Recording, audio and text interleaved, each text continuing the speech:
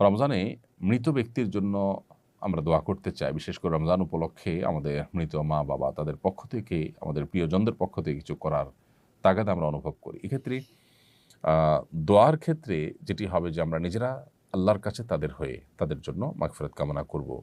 দুহাত তুলে দোয়া করব, চোখের পানি ফেলবো, অন্যদেরকে দিয়ে দোয়া করাবো বা অন্যদের কাছে দোয়া চাইবো তাদের জন্য। এটি হতে পারে। দ্বিতীয়ত তাদের তরফ থেকে আমরা দান সাদাকা করব।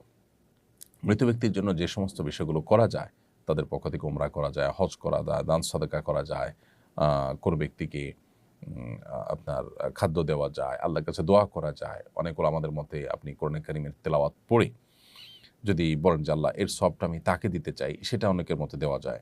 এই যে ব্যাপারগুলো যেগুলো মৃত ব্যক্তির তরফ থেকে করা যায় সেগুলো আপনি করবেন।